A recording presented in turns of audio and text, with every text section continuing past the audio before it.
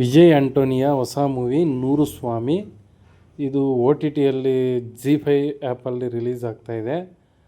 ವಿಜಯ್ ಆಂಟೋನಿ ಮತ್ತು ಸಸ್ವಿಕಾ ಹೀರೋ ವಿಜಯ್ ಆಂಟೋನಿ ಇಬ್ಬರು ನಟಿಸಿರುವ ಮೂವಿ. ಒಳ್ಳೆ ಕುಟುಂಬ ಆಧಾರಿತ ಕಥೆಯಾಗಿರುತ್ತೆ. ಮೂವಿ ಮಾತ್ರ ಸಖತ್ತಾಗಿದೆ. ನಾನು ಆಲ್ರೆಡಿ ಥಿಯೇಟ್ರಲ್ಲಿ ನೋಡಿದೆ. ಸಿನಿಮಾ ಅಂತೂ ಸೂಪರಾಗಿದೆ. ಬಟ್ ಹೀರೋ ಬರೋದು ಇಂಟರ್ವೆಲ್ಲಲ್ಲೇ. ಇಂಟರ್ವೆಲ್ವರೆಗೂ ಹೀರೋ ಕಾಣಿಸೋದೇ ಇಲ್ಲ. ಆದರೂ ಸ್ಟಾರ್ಟಿಂಗಿಂದ ಎಂಡಿಂಗ್ವರೆಗೂ ಸಿನಿಮಾ ಮಾತ್ರ ಸಖತ್ತಾಗಿದೆ.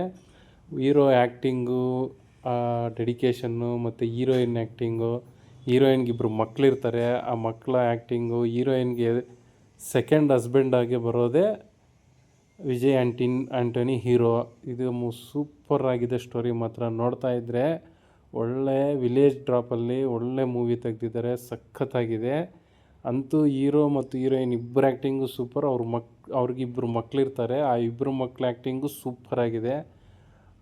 ಹೀರೋಯಿನ್ಗೆ ಎರಡನೇ ಮದುವೆ ಆಗೋದೇ ಈ story. Please like, share, subscribe.